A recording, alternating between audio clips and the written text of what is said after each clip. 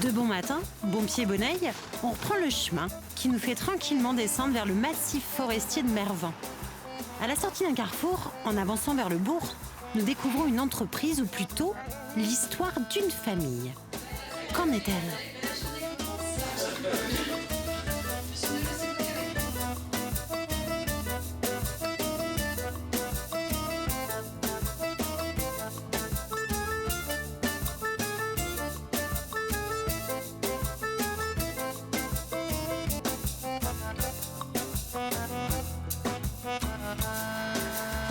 Gilles, vous venez donc de me dire que c'est vous qui avez créé cette entreprise. En quelle année alors? En 1978. Une belle entreprise, une entreprise durable, Mais n'est-ce pas? je pense, j'espère. Alors comment tout ça est né? C'est né d'une envie de m'installer comme transporteur. Parce que j'étais chauffeur de grumier à la grosse scierie qui est à côté, là, à Mervan. Et dans ces années-là, 74, 75, il y avait beaucoup de travail. Et j'ai eu l'idée de m'acheter mon propre camion pour me mettre à mon compte. Pour être Voilà, votre propre... tout simplement. Alors comment ça se passe au début de l'entreprise? Vous êtes ici déjà? Non, on habitait à côté et j'avais un petit bout de terrain que j'avais mis en pierret pour poser mon premier camion parce qu'il fallait bien le poser. Voilà. Tout se faisait à la maison. La réserve de bidons d'huile et de pneus était dans le sous-sol de la maison. Et ça a commencé comme ça. C'est de bons souvenirs pour vous, Ah oui, c'est ça? ah bah oui, c'est sûr. Et à partir de quand, finalement, l'entreprise commence à se développer? Mais la clientèle s'est développée dès le premier jour. Dès les premiers jours, et j'ai acheté un deuxième camion à la fin de la première année, un deuxième camion à la fin de la deuxième année, et ainsi de suite, ça a monté. Bon, après, il y a eu une petite période où ça s'est un peu calmé, mais voilà. Et puis, ça faisait boule de neige. Hein. Je me posais chez un client, il me faisait travailler. Je me posais chez un autre, il me faisait travailler. Et vous avez toujours aimé ça? J'ai toujours aimé ça et j'ai jamais refusé de travail. On prenait tout le travail à faire et on se débrouillait pour le faire. Et aujourd'hui, cette entreprise, parce qu'on voit un vaste espace, on voit beaucoup de camions, elle vous appartient toujours? Non, mais c'est les enfants qui... C'est Fabienne qui a repris l'entreprise en... C'est votre fille? C'est ma fille, voilà. Quelle fierté pour vous, quand même! Voilà, Fabienne qui est juste à côté de nous. Elle est juste à côté, oui. Donc, c'est-à-dire qu'on reste toujours sur une entreprise familiale? Mais ça reste toujours sur une entreprise familiale. Des valeurs pour le moment. Des valeurs que vous avez inscrites en voilà, 78. absolument, oui. Comment imaginez-vous l'avenir, vous? Je pense que ça va continuer parce que le bambino qui est là-haut, j'espère bien qu'il va... Le bambino, c'est Basile. Votre petit-fils, oui, j'imagine? Ben oui. Aujourd'hui, c'est votre petit-fils qui se prépare... Qui se prépare à continuer. Trois générations de transport Nolo. Voilà, tout simplement. J'ai mis le son 3 de toute façon. Ah ben après, voilà, on verra bien. Merci beaucoup en tout cas pour votre témoignage. Est-ce que vous croyez maintenant que Basile accepterait de nous parler? Je pense. Oui. Mais on va pas demander à ça. On va demander à sa maman quand même. Ouais, On demande l'autorisation à la maman, vous avez raison. On procède dans l'ordre. On procède dans l'ordre, vous avez... On va demander à Fabienne alors. Voici donc Fabienne. Fabienne qui est la fille de Gilles et la maman de Basile. Vous me suivez? Et voilà le bambino. Basile qui est ici avec sa grand-mère, l'épouse de Gilles. Comme nous vous parlions d'entreprise familiale, on ne cache rien et on monte tout. Bonheur. Maman accepte. Elle a dit oui. Merci Fabienne. Et pour découvrir au mieux son métier, Basile nous invite à le suivre. Depuis plus de 40 ans, l'entreprise Nolo s'est spécialisée dans le transport des bois ronds, à savoir les troncs d'arbres.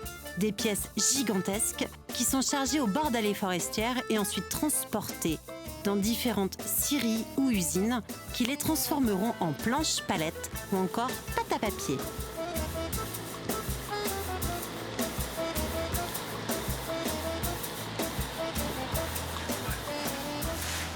Basile, c'est ton grand-père qui nous a conduits jusqu'à toi. Troisième génération des transports de l'eau. Parle-moi de ton métier, Basile. Comment tu es arrivé jusqu'ici, toi? Depuis tout petit, en fait? Oh non. Non. Moi, je savais pas quoi faire. Je vais vadrouiller un peu partout pour mes études. Bordeaux, Nantes, Lyon. Non, pas Lyon, Toulouse. Et j'ai travaillé en saison un été en logistique, en mise en rayon dans un Hyper U à Fontenay. Et ma mère m'a dit un jour, en partant à Toulouse pour aller en cours, mais tu veux pas reprendre l'entreprise un jour parce que je vois que la logistique ça t'intéresse. J'y allais. On va voir. Et j'ai fait les études pour être exploitant en transport juste après, 1 an en alternance. Donc je faisais 2 semaines à Bordeaux en études et 2 semaines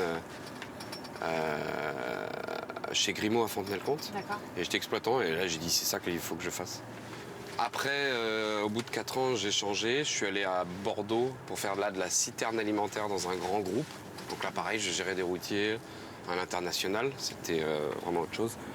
Et j'ai eu envie de revenir ici et pour me lancer dans le truc, quoi. Donc on a commencé par passer ses permis poids lourds. Donc, Bien sûr. tu passes d'abord le permis 19 tonnes, donc le plus petit poids lourd. Et ensuite, tu passes le super lourd, le permis CE avec la remorque, un véhicule articulé. Plus les formations pour être autorisé à Bien sûr. transporter de la marchandise. Parce qu'il faut savoir que métier de conducteur, il y a plein de contraintes que moi je connaissais par le biais de ma formation initiale. Et le fait que je gérais les routiers, j'étais obligé de connaître les lois. Si vous voulez, on n'a pas le droit de rouler plus de 4h30 d'affilée sans faire 45 minutes de pause. On doit faire des coupures hebdomadaires réglementaires. Si on dépasse d'1 minute, on a un appareil ici, là. Si on dépasse d'1 minute, on est amendable. Justement, toi, demain, si tu devais vendre ton métier, expliquer ton métier à un jeune pour le convaincre. Le routier, pour le convaincre de rouler, tu vois du très beau paysage. Tu vois toute la France, tu vois des coins magnifiques. Ouais, Forcément. évidemment. Nous, on a la chance en plus d'être routier, d'être grumier. Donc grumier, c'est celui qui prend les bois avec la grue et qui les charge. Ouais. Donc nous, on n'attend pas 3 heures sur un parking, sur une base Intermarché pour pouvoir charger. Nous, on arrive en forêt, on est tout seul avec la nature. On est dans les bois, on est bien. T'as ce côté magique aussi du grenier. T'as ce côté, voilà, t'as ce côté beaucoup en merde parce que là, on va pas se mentir. Là, le temps, dire les chemins, ils sont pas tous clean là. Vous allez voir là. Là, vous allez me dire, on rentre là en camion? Ben oui. Allée forestière de la Cornelière. Donc là, nous sommes en pleine forêt de Mervan, une forêt qui est gérée par l'ONF. Ouais. Comment ça se passe en fait? C'est l'ONF qui vous appelle? Basile, il y a des bois à venir transporter? Pas du tout. C'est l'ONF, ils sont en contact avec nos clients, les acheteurs de bois. Oui. Ceux qui gèrent la scierie, qu'est-ce qui se passe là? Et donc ils vendent le bois directement à nos clients. Et nos clients, eux, nous contactent. Voilà, j'ai tant de mètres cubes à charger à tel endroit dans telle forêt. Pour chez moi, quoi. À rouler. Où c'est qui m'emmène là? C'est quoi ce chemin? Il a plu un peu cette nuit.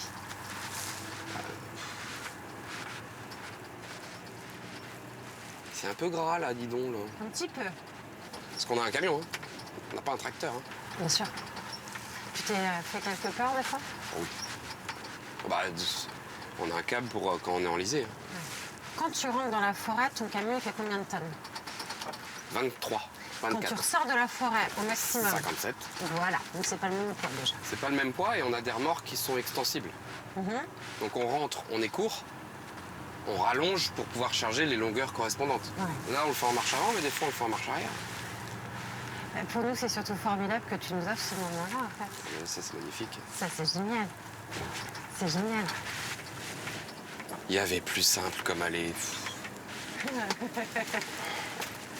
Bah oui, mais vous, Regarde. il voulait nous faire vivre l'aventure. Ah bah là, c'est une aventure. Mais regardez là où je mets mes roues. Là. Tu la connais par cœur, cette forêt? Non. Non, parce que... bah, déjà, moi, premièrement, ça fait pas longtemps que je suis là. Déjà. Et de deux, c'est pas la forêt où on va le plus. Malgré que c'est la plus proche. Bien sûr.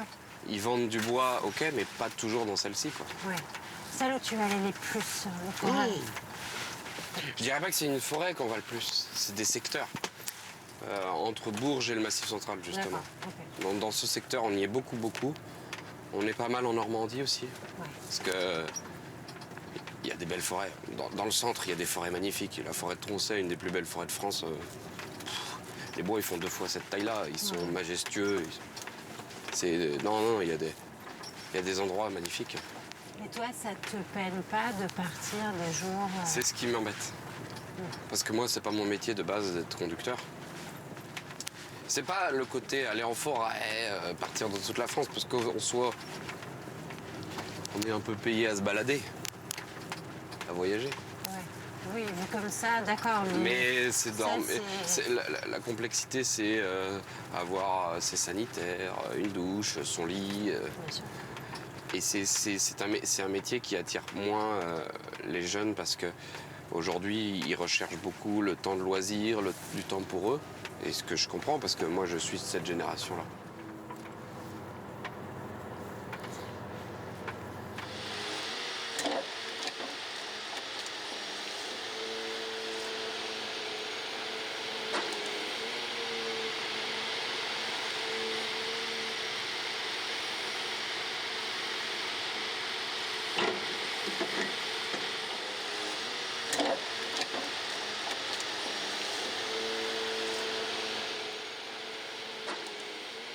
Christophe, depuis ce matin, on suit l'activité des transports Nolo du grand-père au petit-fils.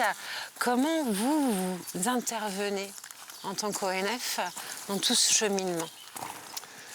Alors l'ONF est le gestionnaire des forêts publiques et donc nous on est là pour que la forêt remplisse ses missions. Alors il y a une fonction d'accueil du public, une fonction de protection de l'environnement et une fonction qui est assez importante de production de bois et donc on alimente la filière bois. Donc c'est-à-dire que vous, en amont, vous allez sélectionner les arbres qui doivent être coupés, vous pronostiquez aussi ceux qui, à l'avenir, devront être abattus. Comment ça se passe? Voilà, c'est ça. Donc nous, au quotidien, on est des sylviculteurs, c'est-à-dire qu'on produit du bois à partir des arbres. Donc c'est-à-dire qu'on doit éduquer les jeunes arbres, faire en sorte que la forêt se renouvelle et aller jusqu'à la maturité de ces bois et faire en sorte de sélectionner les arbres qui seront le plus aptes à la commercialisation. Donc c'est vous, en tant que responsable de l'ONF, qui sélectionnez les arbres. Nous sommes bien d'accord, c'est l'ONF qui choisit ça, Tout qui à fait. va marquer les arbres. Tout à fait. Et ensuite, quelqu'un passe pour couper l'arbre. Et enfin, ce sont les transports qui viennent récupérer les arbres pour les livrer. C'est ça. Alors par contre, on ne se réveille pas le matin en se disant on va aller couper là. Bien sûr. Donc on a une partition comme un musicien en fait, qui s'appelle le document d'aménagement de la forêt et qui pour une période variable de 15 ans à peu près nous permet de ventiler en fait l'exploitation des bois, faire en sorte que la gestion soit durable et donc étalée dans le temps. Et ça, c'est essentiel. C'est essentiel. Ça, c'est essentiel et c'est toujours bon de le rappeler. Vous, Christophe, vous avez toujours voulu faire ça? Vous avez toujours été un amoureux de l'arbre, de la nature, de la forêt? Alors pour tout dire, je suis même issu d'une famille de forestiers C'est puisque vrai c'est la 3e génération. Comme les gens qui sont derrière à travailler. Exactement. C'est Alors moi, génial. ça a sauté une génération puisque ma mère n'était pas dans la forêt. Mais mon arrière-grand-père et mon grand-père étaient forestiers déjà aux eaux et forêts au départ et à l'ONF ensuite. Comment devient-on responsable de l'ONF? Quel cursus? Alors quel cursus? Moi j'ai un cursus de technicien forestier à l'origine. Donc je suis rentré comme technicien dans ce qu'on appelle vulgairement les gardes forestiers, en fait, qu'on appelle maintenant technicien forestier territorial. Donc c'est-à-dire qu'on gère une portion de forêt au quotidien. Et donc par la voie de la promotion professionnelle, je suis maintenant ingénieur forestier. Et donc j'encadre une équipe de techniciens sur tout le département de la Vendée. Vous êtes combien? On est 10. 10 qui se répartissent effectivement donc sur toutes C'est les ça. forêts domaniales. Est-ce que chacun a une spécialité?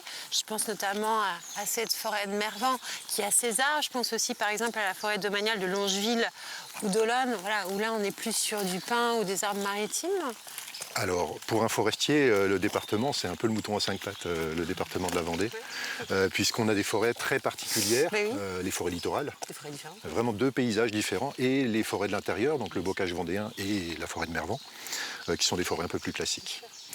Et donc, on est amené à avoir beaucoup de contacts avec l'extérieur, en comparaison avec nos collègues de l'Est de la France, par exemple. Beaucoup de public dans les forêts. et beaucoup de sujets environnementaux. Donc du coup, pour moi c'est très stimulant d'avoir à la fois toutes ces fonctions de la forêt à assumer. Oui, et puis après, voilà, des sujets aussi remarquables. Je pense notamment il y a quelques jours, nous sommes passés par la forêt de Sainte-Florence. On a découvert, caché à mon nez, un être absolument incroyable qui avait certainement plus d'un siècle. Voilà. Donc c'est pour vous aussi l'entretien de ce patrimoine, quoi. Tout à fait. Voilà, on ne gère pas un arbre comme un château ou comme une cathédrale. Et je pense aussi à toutes ces questions de réchauffement climatique auxquelles vous devez être confrontés aussi tous les jours. Voilà, c'est ça. Alors la forêt, c'est pas un champ, c'est pas un champ d'arbres, donc on doit composer avec des fonctions qui sont vraiment très différentes et parfois avec des objectifs un peu différents. Et surtout, on doit gérer sur le long terme. Donc le long terme, un chêne, ça se produit en 200 ans à peu près. Donc ça nous rend un petit peu humbles. C'est-à-dire que ce qu'on fait, nous, n'a pas forcément d'effet visible à l'échelle de notre carrière, mais on ne verra pas forcément les fruits de notre travail. Donc on le transmet aux générations futures. Et effectivement, le changement climatique, c'est quelque chose avec lequel on doit composer. C'est-à-dire qu'on doit dès maintenant prendre les devants et ne pas attendre en fait, que nos forêts soient en difficulté, puisque le changement climatique est plus rapide en fait, que la faculté des forêts à s'adapter. Donc il faut qu'on ait une longueur d'avance. Oui, Là, on est en train de travailler justement à essayer de diversifier un maximum la forêt et anticiper, en fait, expérimenter d'autres essences, expérimenter l'accompagnement de la dynamique forestière pour répondre au changement climatique. Christophe, on viendra peut-être vous revoir un jour sur le chemin l'année prochaine ou dans 2 ans, parce que vous faites vraiment un travail incroyable, essentiel, voilà, qui mérite d'être montré, connu en tout cas. Merci beaucoup. Et ce que je vous propose maintenant, on va retourner voir nos amis des transports de l'eau, voir où ils en sont.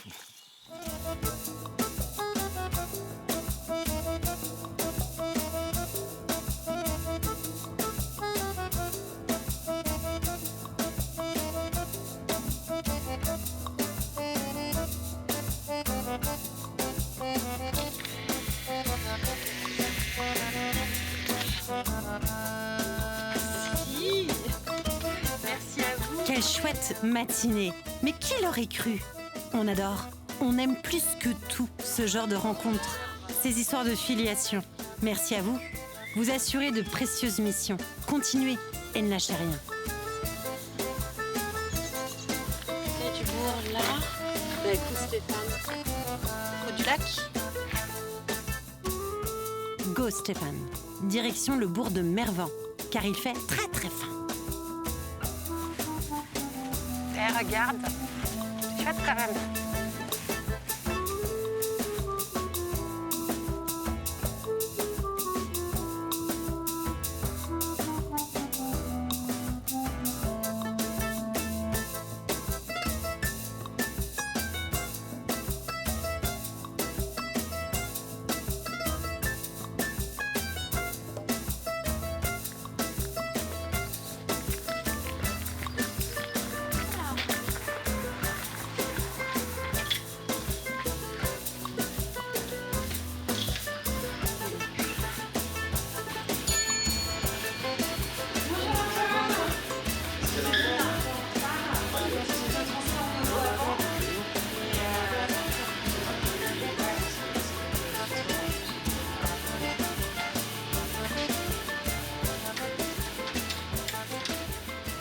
Antoine, pour nous, c'est une belle surprise avec Stéphane. On descend de la forêt, on arrive ici à Mervan, on avait faim. On rencontre cette maison où c'est marqué traiteur. C'est ça, snacking, traiteur, pâtisserie. On vend aussi des produits locaux, des copains. Donc alors moi, ce qui m'intéresse, c'est que je vois tout ça à l'enseigne. Je vois une personne à l'intérieur, une personne qui a plein de casquettes. C'est ça, tout à fait. Qui, Antoine? Alors, traiteur, c'est très large comme métier. Ça englobe beaucoup de choses. C'est ça. En fait, normalement, on est cuisinier. Alors, je suis cuisinier de formation, sauf qu'aujourd'hui, j'accompagne mes clients tellement, au bout du bout. Donc, en fait, on organise un peu, on n'est pas wedding planner, mais quasiment assimilé, on va dire. Donc, voilà, donc on est pâtissier, on est cuisinier, on est serveur, on est organisateur d'événements, on est aussi... on accompagne nos clients, donc en fait, on est un peu leur confident aussi sur pas mal de choses. Si je comprends bien, moi, admettons demain, j'ai un repas, mariage, ou autre, Ou autre, un anniversaire, un baptême, une je peux te communion. faire appel et tu fais tout de A à Z, c'est-à-dire C'est du ça. cocktail au dessert. Voilà, en fait, ça peut être aussi clé en main. C'est-à-dire que je peux vous trouver aussi un domaine, je peux vous trouver, vous donner des noms de prestataires, en fait, des sous-traitants, en fait, des fleuristes, des loueurs de vaisselle, des cavistes. Voilà. La carte à voir quand même, ta carte est La toujours- carte est énorme. La Alors, carte est impressionnante. l'avantage d'être traiteur, c'est qu'en fait, moi, quand je vais dans un restaurant et que je vois une carte comme ça, j'y vais pas parce que c'est impossible, à moins qu'il y ait une brigade de 40 cuistots derrière. On est d'accord. Alors que moi, comme c'est en amont, je peux vous proposer beaucoup de choses. Et comme c'est du fait maison, eh ben, du coup, notre panel est illimité. Antoine, comment tout est né? Comment tout est né? Alors, C'est-à-dire qu'aujourd'hui, tout c'est est- traiteur, donc tu as... Alors, tout est... Alors, tu es d'où dans la ça vient, tout cuisine ça ou Alors, tu t'es alors formé oui, par la j'étais suite dans la cuisine. En fait, j'ai un bac technologique en hôtellerie-restauration à Branly. Et j'ai poursuivi par un BTS art culinaire. Et donc après, j'ai demandé à mes profs, qu'est-ce que je fais comme formation? Ils me font, non, c'est bon, tu rentres dans le monde du travail. Et du D'accord. coup, je suis rentré dans le monde du travail à puissance 10 000. Mais depuis tout petit, tu savais que c'était ça que tu Depuis souhaitais tout petit, faire ouais. Mais depuis comment tout c'est né tout ça? Mon papa, ma maman, mes grands-parents. Ouais. Voilà, c'est Comme ça. toujours cuisiner. Qui ont toujours cuisiné. Quand on faisait la cuisine, c'était toujours on était une grande famille. Donc en fait, ma maman, par exemple, elle a 30 personnes chez elle très régulièrement. Ça ne dérange pas du tout. Donc en fait, tout le monde est en cuisine, tout le monde participe. C'est Et génial. voilà, une vraie brigade, les désirs frisques.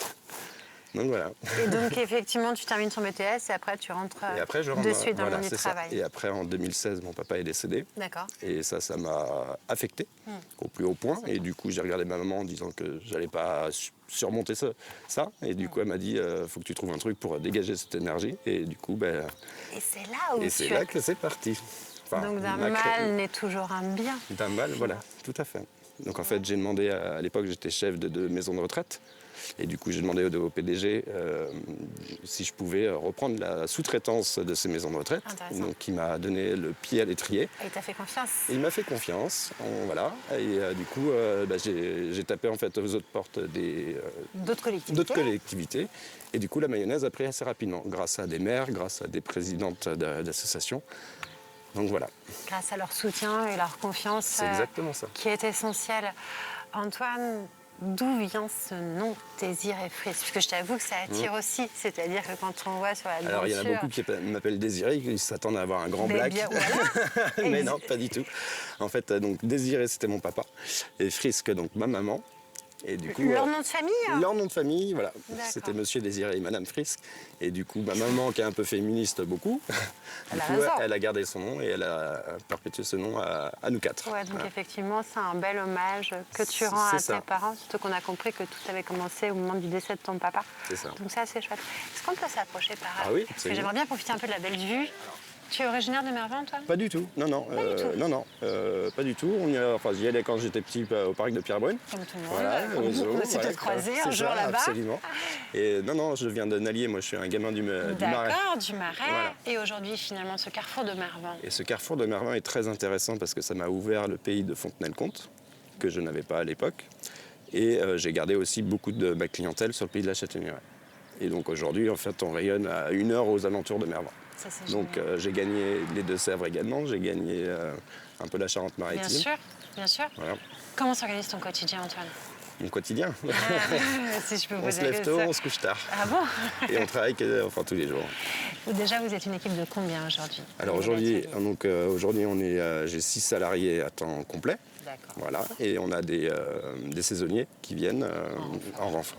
Parce qu'effectivement, il y a du monde qui passe ici l'été. Il y a du monde qui passe. Voilà. Et En fait, l'hiver, on cherche le travail, on va dire. Et l'été, on en refuse tellement qu'on est Bien sûr, demandé. bien sûr. Parce que quel est le gros de ton activité? C'est le service traiteur, mariage, banquet ou Alors- autre, ou c'est ici finalement? Non, le plus gros de ma partie, je pense que c'est ma partie mariage. Mais pas seulement, parce qu'on a beaucoup d'entreprises et on a beaucoup de particuliers. Voilà, on fait des paellas pour 6, on fait voilà. On s'adapte en fait à la demande. Bien sûr. Est-ce que tu accepterais maintenant justement, Antoine, de nous faire découvrir ton univers? Absolument. On rentre. Je vous montre la boutique. Merci.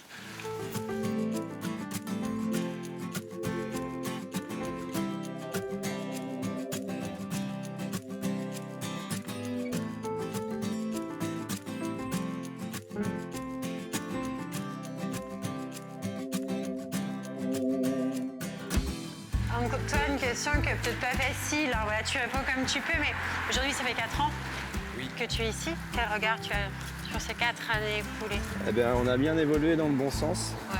Dans, Ce qui dans n'était le- pas gagné quand on se Ce relève qui du était loin confinement. d'être gagné, en fait. Après, je pense, mais après tu méritais, les gens t'ont fait confiance. Les gens m'ont fait confiance, mes clients m'ont fait confiance. C'est surtout ma clientèle qui m'a sauvé, c'est pour ça que je le rends aussi bien, je pense, à mes clients. Je pense que tu as eu le talent de savoir te faire accompagner par ta brigade. Alors, par ma brigade, par ma famille, forcément, mes Sûr. amis, mais aussi par les chefs d'entreprise du secteur. On sent que tu es un homme de projet, Oui, il y a plein de de projets dans ma défis, tête. de challenges. En Alors, fait, il n'y a rien qui me fait peur. Tant que j'ai de l'eau et de l'électricité sur site, je peux vous faire n'importe quoi.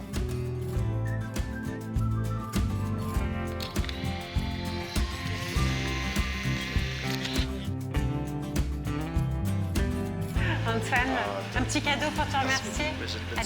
À bientôt, j'espère. Je te fais un bisou. Bon courage. Ne lâche rien surtout. Merci beaucoup, au revoir.